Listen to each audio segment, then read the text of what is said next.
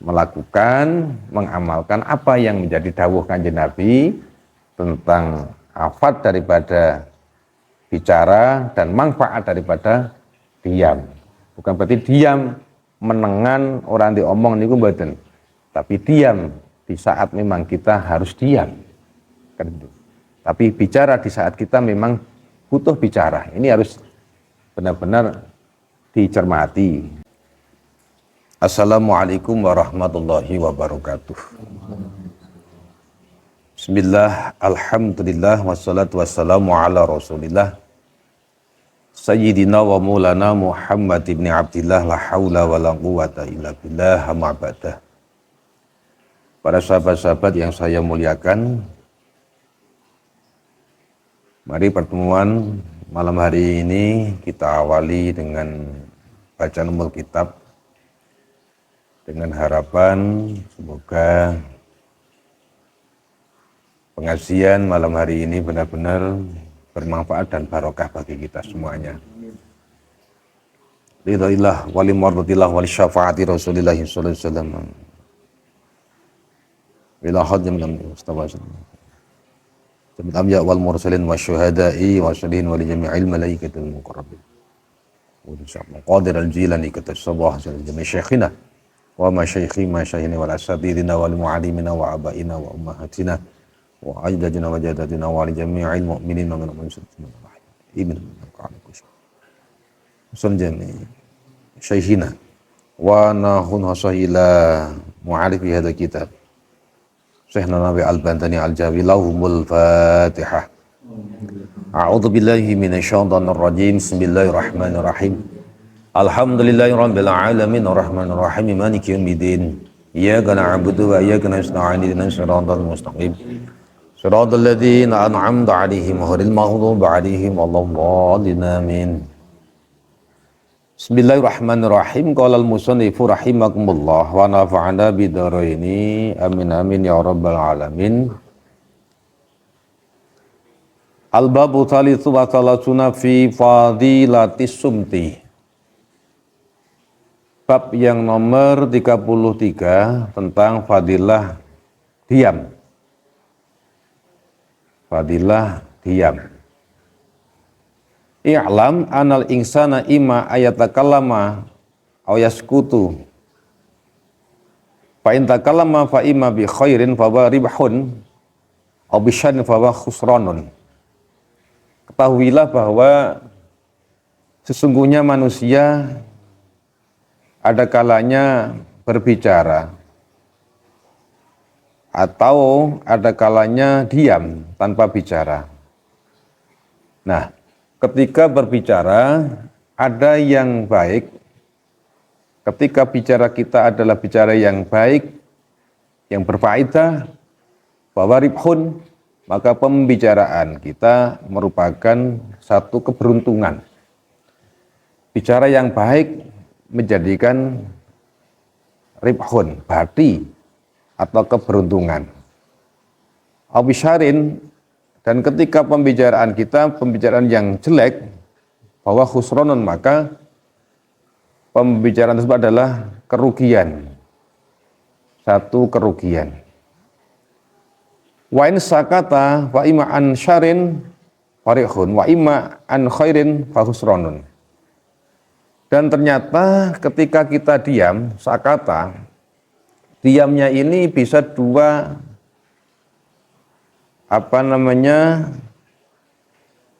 ada dua kriteria.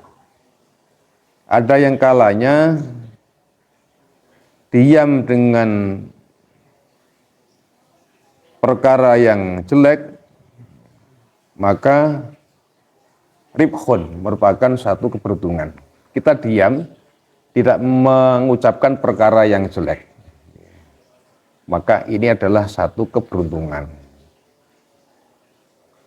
Wa ima min an khairin, dan ada kalanya diam atas perkara yang baik, maka diamnya kita merupakan kerugian. Jadi ketika ada pembicaraan yang baik, kita diam justru malah menjadikan rugi bagi kita. Tapi ketika sekiranya kita diam dalam posisi perkara yang jelek, maka ini untung. Maka ini untung. Falahu fi kalamihi wa sukutihi ribhani. Maka disimpulkan bahwa dalam kita berbicara ataupun dalam kita ini diam, maka ada dua keberuntungan. Ini kesimpulannya. Pembicaraan yang baik menjadi keuntungan, pembicaraan yang jelek menjadi kerugian. Begitu juga diam dalam perkara yang jelek ini menjadikan satu keberuntungan, tapi ketika kita diam dalam perkara yang baik akan bisa menjadikan satu kerugian. Ini kok.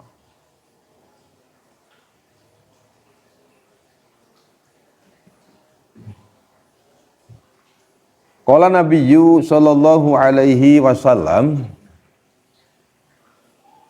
al-afiyatu utawi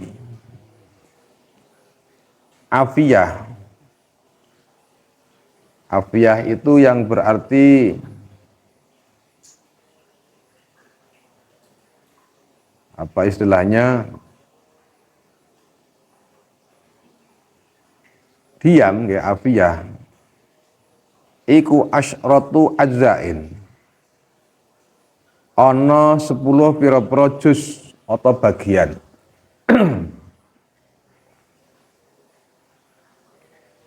Tis'atun utai kang songo iku fisumti ing dalem meneng.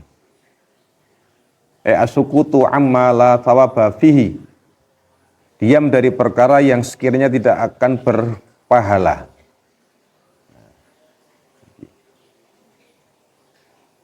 Al-afiyah, saya koreksi, yang diartikan al-afiyah adalah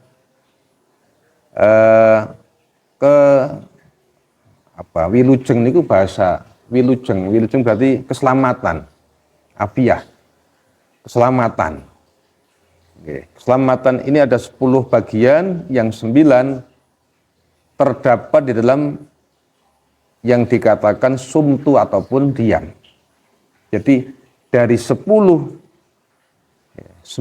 yang dimasukkan dalam diam. Artinya as-sukutu salamah.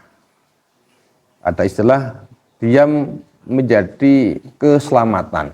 Karena memang menduduki 9 daripada 10 perkara tersebut. Asukutu amala thawaba fihi, diam dari perkara yang sekiranya tidak akan ada pahala. Wal ashiru bil uzlati anin nas.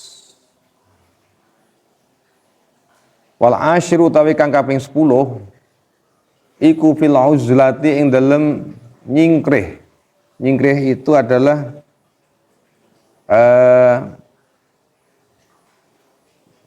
mengasingkan diri anin nasi saking menungso. Yang nomor 10 mengasingkan diri dari manusia, menjauh dari manusia, dari hubungan sesama manusia. Ini riwayat dari Imam At-Tailami an Ibni Abbas, yang diriwayatkan oleh Imam Ibnu Abbas, sahabat Kanjeng Nabi.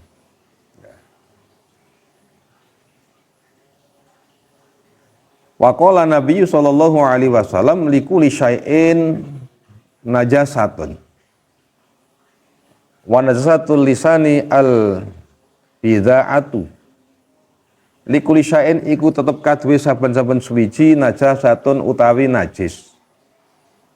Wa najasatul lisani utawi najis lisan iku al bidza'atu guneman Allah. Jadi Nabi juga menyampaikan dalam hadisnya bahwa setiap sesuatu ini terdapat najis, perkara yang kotor. Sesuatu itu pasti ada najisnya. Nah, najis karena kotornya pakaian misalnya. Najis karena badan kita yang terkena perkara najis. Nah, wa najasatul lisani al bid'ah. Kemudian najisnya daripada lisan yaitu berupa ucapan yang jelek. Jadi ketika kita bicara jelek, ini dihukumi najis, kan seperti itu. Bicara yang jelek merupakan najis. Al-fahsyu fil mangtiki, berucap dari perkara yang jelek, meskipun ucapan tersebut ucapan yang benar adanya, tidak mengada-ada. Ya ora kok ngapusi mboten. Perkara sing panjang bener tapi itu jelek, kan kadang ada kan. Perkara yang terjadi yang benar tidak fitnah, tapi merupakan satu kejelekan. Ketika kita bicarakan ini menjadi najis lisan kita. Ini secara syariat, najis secara makna, bukan najis secara dohir bukan, tapi secara maknanya bahwa lisan kita ini lisan yang najis karena membicarakan perkara yang jelek, kan seperti itu maksudnya. Kalau najis secara dohir kan lisan terkena perkara najis, misalnya di mulut ini keluar darah karena luka, karena sakit gigi misalnya, keluar darah ataupun terdapat nanah di situ, itu najis yang secara dohir. Tapi najis batin atau najis makna, yaitu najis karena ucapan yang jelek, seperti itu. Para sahabat yang saya muliakan, dalam satu hadis juga dikatakan man utai sapane wong iku somata meneng sapa man naja mongko bati sapa man. Dalam hadis yang singkat ini Nabi mengatakan orang yang diam, dalam arti diam dari berucap perkara yang tidak ada pahalanya, maka menjadi satu keberuntungan. Diam dari perkara yang tidak berfaedah, tidak membuahkan pahala, maka diam itu merupakan diam yang menjadikan keselamatan, diam yang menjadikan satu keberuntungan. Minal iqab wal itab yaumal ma'ab. Untung selamat dari apa? Dari hari di mana nantinya manusia semuanya akan dihisab. Fi yaumil ma'ab, di hari kembalinya kita nanti di akhirat. Ini untungnya di situ. Wa qala Nabi sallallahu alaihi wasallam sukutul alimi syisun aibun. Sukutul alimi utawi menenge wong alim iku syisun celo cacat. Wa kalamu lan utawi ucapane wong alim iku zainun dadi pepaes. Nabi bersabda bahwa orang yang alim ketika bicara, maka bicara ini merupakan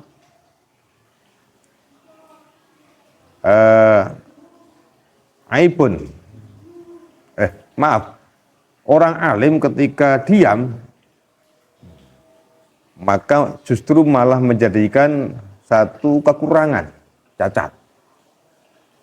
Dan ketika orang alim berbicara, maka justru menjadi zainun, menjadi perhiasan, perkara yang baik, karena perhiasan. Sementara wakalamul jahili, ucapane atau omongi wong kang bodoh, iku sisun celo, wasukutuhu lan utawi menengi si jahil, iku zainun pepaes. Sebaliknya bahwa orang yang bodoh, orang yang bodoh Ini ketika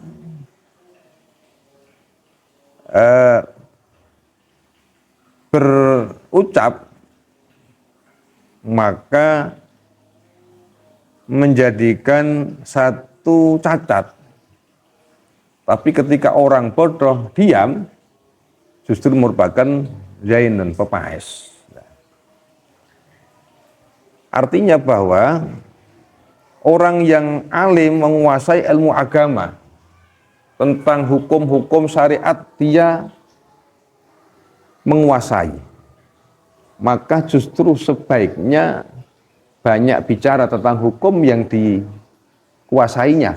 Untuk apa? Kemanfaatan orang lain.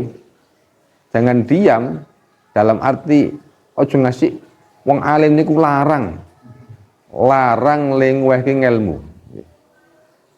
Jangan pelit-pelit memberikan ilmu yang apa dia miliki, justru malah menjadi satu kekurangan. Karena dia punya kemanfaatan, dia punya kemampuan untuk bisa bagaimana membuat baik orang lain, ya kan? Tapi sementara ketika orang yang bodoh banyak bicara, ini akan menjerumuskan orang lain, akan memberikan efek negatif baik dari dirinya sendiri ataupun orang lain yang mendengarkan. Kan logikanya masuk kan ya? Masuk. Maka Nabi mengatakan di sini justru orang yang bodoh ketika banyak bicara akan kelihatan kekurangannya. Misalnya nggih kadang-kadang wong niku dhewe niku kadang kan tidak tahu akan kemampuan seseorang karena secara fisik belum tentu orang itu terlihat orang yang pandai, yang ahli. Tapi kadang-kadang orang yang sebenarnya bodoh tentang ilmu agama, tapi dengan casing yang meyakinkan, kan banyak sekarang, casing yang meyakinkan, seolah-olah seperti orang yang alim. Tapi ketika dia bicara justru akan kelihatan kekurangannya. Oh alah jebulane. Ora padha karo casing kan seperti itu. Makanya dalam keterangan dari para salafus shalih, bagaimana hukum orang yang berilmu mengenakan pakaian yang sekiranya pakaian tersebut bisa membuat dirinya berwibawa. Apakah boleh berpakaian mahal, bermerek misalnya kan, ataupun pakaian-pakaian yang khusus dikenakan oleh orang-orang yang alim? Ternyata boleh. Jadi orang yang berilmu dengan pakaian yang baik, bukan hanya baik secara baik itu berarti bukan hanya bersih, tapi bisa pakaiannya mahal, pakaian yang berwibawa. Ini diperbolehkan oleh syariat. Lebih-lebih di zaman akhir seperti ini, kan kata wong niku kadang-kadang nyawang karena fisiknya. Nah, ketika orang alim, tidak meyakinkan secara fisik, pakaiannya wis orang itu akeh wong alim, akan sulit dipercaya, Tapi ketika dengan pakaian yang berwibawa, pakai jas, pakai serban misalnya, sarung yang bermerek, serba bersih, rapi, ini justru malah hari akhir akan didengarkan pembicaraannya, akan didengarkan apa yang menjadi fatwa-fatwanya. Dan ini diperbolehkan, memang diperbolehkan. Ya monggo milih, bisa kita ini dengan seperti itu, tapi yang penting satu catatannya, tidak layak, tidak menyombongkan diri dengan pakaiannya, semata-mata karena menghormati ilmu, monggo. Maka para kiai kita lihat, kita tahu para pembicara, para kiai, ulama kan, Rata-rata kan pakaiannya bagus-bagus. Ya kan? Kan beneran itu? Niatnya apa? Buat menyombongkan diri dengan pakaiannya. Tapi menghormati posisi ilmunya, menghormati ilmunya itu sendiri. Karena ilmu adalah sesuatu yang mulia di hadapan Allah. Maka juga harus diimbangi dengan performa bahasanya kan. Baik haliahnya bagus, wajib. Pakaian bagus boleh, bukan wajib, boleh, ya kan? Diperbolehkan, bukan kok wajib. Tapi yang jelas haliahnya harus sesuai dengan apa yang dimiliki dalam kemampuan agamanya, kemampuan ilmunya. Adapun masalah pakaian, kendaraan yang mewah, ya kan, rumah yang megah, boleh, asal dengan niatan yang bagus seperti itu. Nah, ini penting agar kita mudah membedakan. Kadang-kadang wong sing ora berilmu ning saniki kathah kan berpakaian ala orang yang berilmu. Dia bicara ke sana kemari tanpa ilmu. Orang lain mengikuti karena kita lihat fisiknya. Orang-orang melihat secara fisiknya. Itu dolu fa'adolu. Justru dia tersesat dan akan menyesatkan orang lain. Kan malah bahaya. Malah bahaya. Para sahabat yang saya muliakan,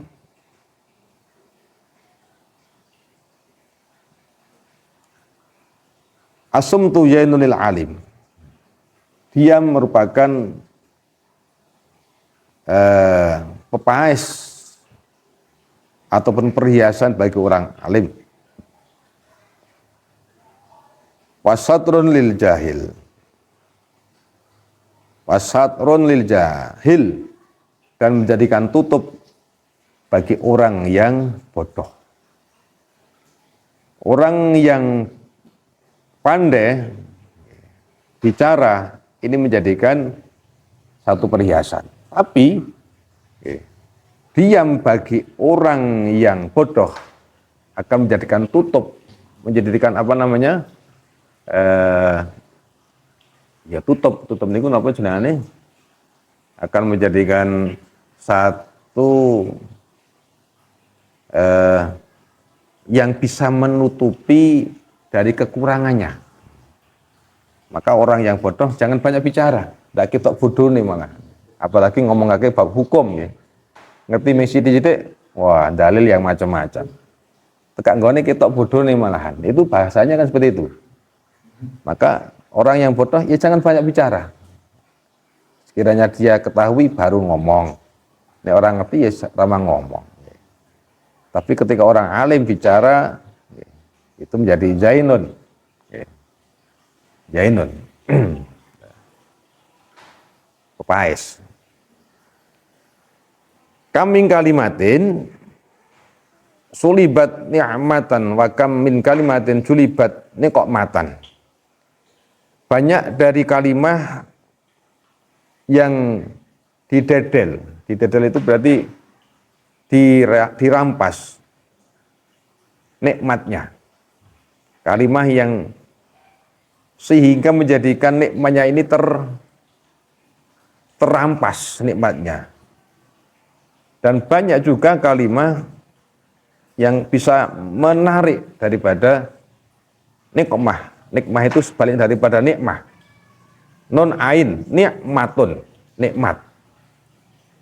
Kalau nikmah dengan qaf, nikmatun itu berarti tatrapan ataupun siksa.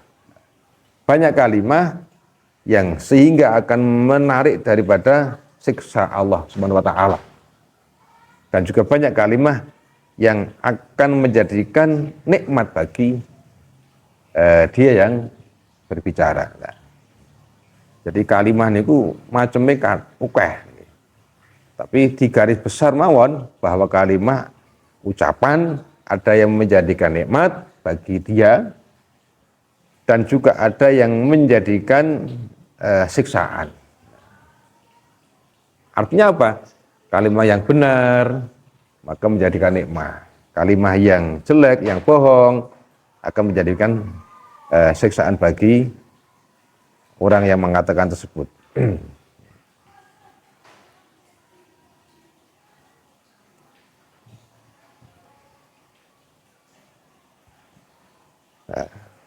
Para sahabat yang saya muliakan,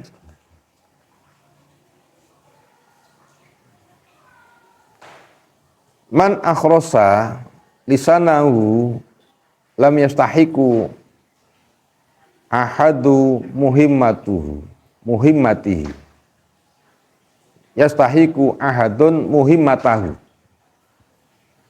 Man tesapane wong iku akhrosa lamun bisuake soman, dari kata bisu nggih, membisukan, lisanahu ing lesane man, orang yang membisukan lesanya, tidak berbicara, lam yastahiku mongkora bakal ngehaki sapa ahadun wong siji muhimmatahu ing ngino ing man.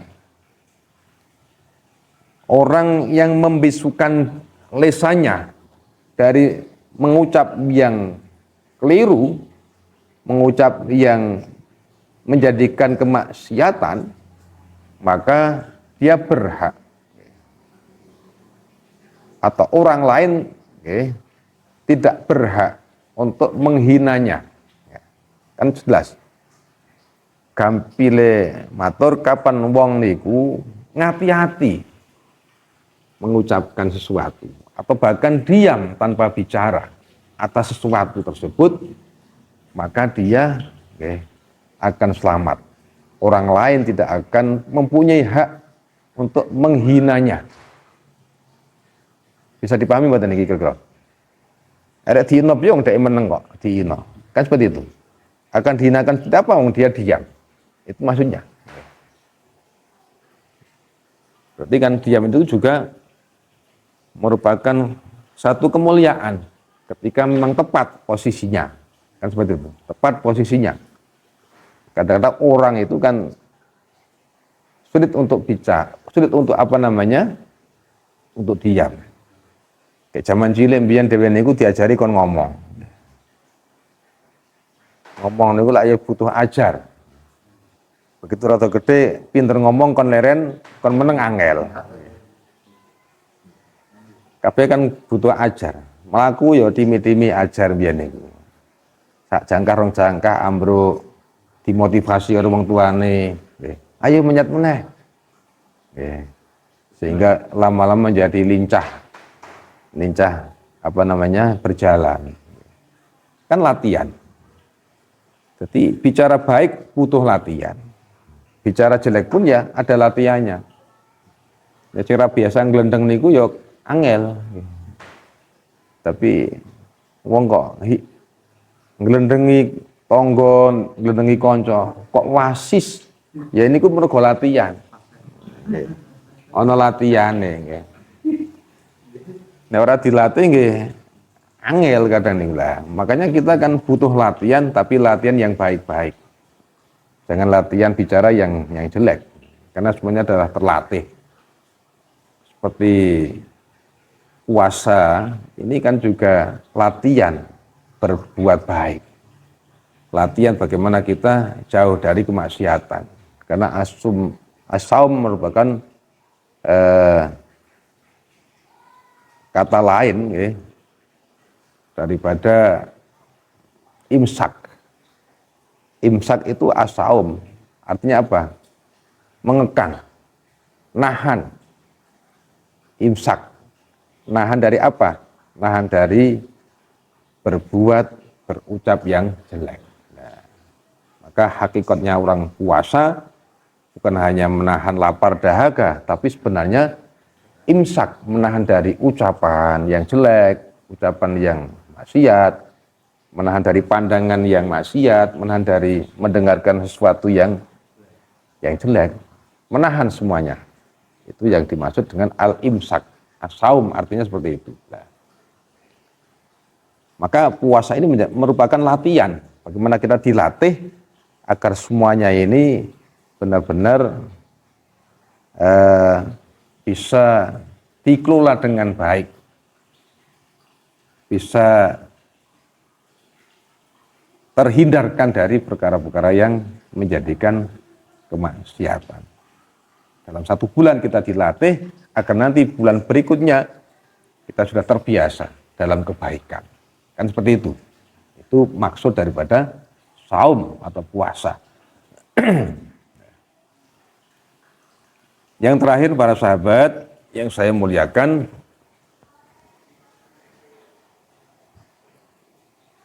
Nabi dawuh al-hikmatu asyratu ajzain. Hikmah. Hikmah itu satu kebaikan atau mutiara. Satu kebaikan. Ya istimalun nafsi al-insaniyah. Atau bisa diartikan di sini yang dimaksud hikmah adalah isti'malun nafsi, menggunakannya nafsu al-insaniyah yang berupa nafsu kemanusiaan ataupun insaniyah. Biiktibasin nadriyati kanti amrih perkara kang den angen-angen alal af'ali marang pira-pira penggawean al-fadilati kang utama bikoti taati kelawan kira-kirane ketaatan. Jadi hikmah itu merupakan menggunakan atau melakukan pengelolaan hati, pengelolaan nafsu insaniyah dengan cara benar-benar berangan-angan sebelum kita melangkah, sebelum kita berbicara. Penuh dengan angan-angan yang positif, kemudian kita aplikasikan dengan perbuatan, aplikasikan dengan ucapan, dan haliah-haliah yang lain yang sekiranya memang berfaedah, yang sekiranya akan mendapatkan fadilah atas apa yang kita lakukan tersebut. Itu hikmah. Artinya hikmah adalah kebaikan yang timbul dari diri kita. Kebaikan dari ucapan, dari perbuatan, ya, dari tingkah laku semuanya. Itu yang dinamakan hikmah. Maka hikmah niku mboten kudu wong sing berilmu. Orang biasa akan bisa timbul hikmahnya. Misalnya ketika kita dicoba oleh Allah atas musibah. Kita dicoba musibah, kita sabar, kita ikhlas dengan cobaan Allah yang diberikan kepada kita. Sehingga dengan cobaan ini kita ambil kemanfaatannya. Kita olah dalam hati kita, kemudian kita ambil manfaatnya dan kita realisasikan dengan perbuatan. Itu namanya hikmah. Hikmah atas cobaan. Oh, ya kan? Cobaan. Oh, hikmah ya wong dicoba. Wong dicoba misalnya kok kecolongan, entek bondone dicolong, dirampok uang. Apa yang menjadi hikmah di situ? Tentunya kita hikmahnya harus berbuat baik kepada orang lain. Mungkin banyak orang lain yang tidak baik terhadap kita karena tingkah laku kita sendiri misalnya. Kedua mungkin hikmahnya, oh mungkin aku kurang berbagi, aku kurang kepeduliannya terhadap orang lain. Itu hikmah yang bisa diambil atas musibah. Contohnya seperti itu. Seperti itu. Ini nanti akan dibahas lebih lanjut tentang hikmah musibah, hikmah bersabar atas musibah, cobaan. Ini nanti dalam fadilah sabar nanti akan insya Allah akan kita sampaikan di situ. Asumtu hikmatun wa qalilun fa'iluhu. Dia merupakan hikmah dan sedikit orang yang bisa menjalankannya. Rata-rata wong niku lak akeh omong. Nek kon meneng kan angel nggih. Nek meneng sing menguntungkan akeh isone nggih. Tapi nek meneng sing ora menguntungkan kan angel kira-kira nggih. Meneng kaya napa niku Wong ana sing kelangan iku ora gelo tapi sing nemu gelo. Nggih. Dene wong ngentut niku lha ngoten. Sing kelangan iku ora gelo, tapi sing nemu malah dadi gelo. Nggih. Ya, ngomong ya ngono. Ngomong nih lho. Kadang nek ora dingelmoni ngawur niku. Sing ngomong ora gelo, kadang dhek ora sadar ketika bicara.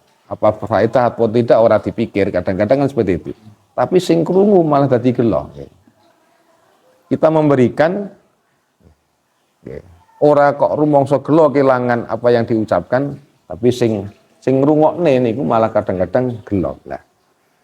Maka di sini sedikit orang yang diam karena rata-rata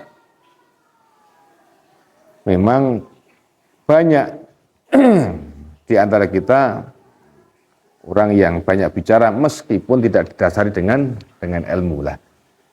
Semoga ini berhikmah bagi kita. Ternyata diam itu berhikmah.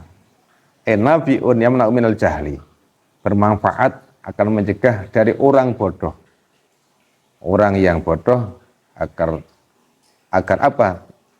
Tidak tergelincir lisannya dalam bicara yang tidak benar.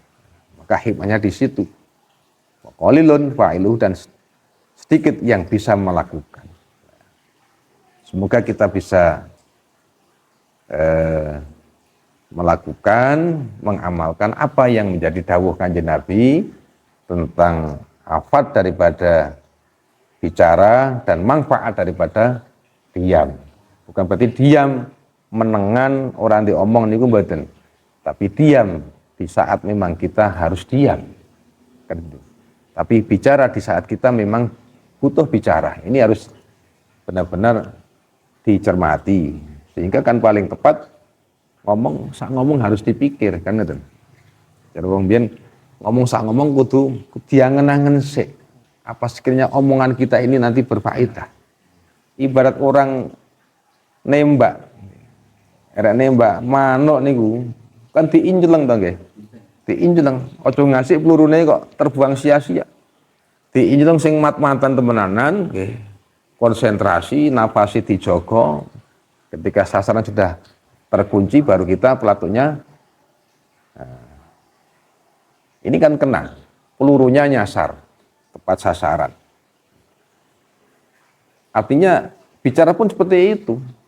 Aku ngomong kudu tepat sasaran, ojo ngasih kok meleset ataupun tidak berfaedah atau bahkan malah omongannya ndadekake maksiat, melenceng. Makanya kan ngomong harus hati-hati agar apa? Tepat sasaran, bermanfaat. Okay. Tapi diam kita juga harus diam yang dielmoni, jangan kok asal diam. Kadang wong sing menengan bisa dadi maksiat soalnya. Contoh wong meneng kok dadi maksiat. Misalnya kita anak dipanggil oleh orang tua, sikit, padahal krungu, sampean meneng.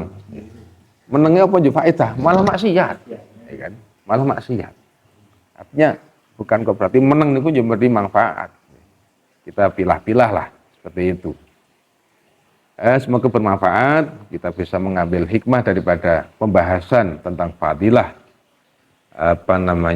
fadilah diam, tapi jelas ala Rasulillah, sesuai dengan tuntutan oleh Rasulullah SAW. Demikian, ada kekurangan mohon maaf. Akhiran, wassalamualaikum warahmatullahi wabarakatuh.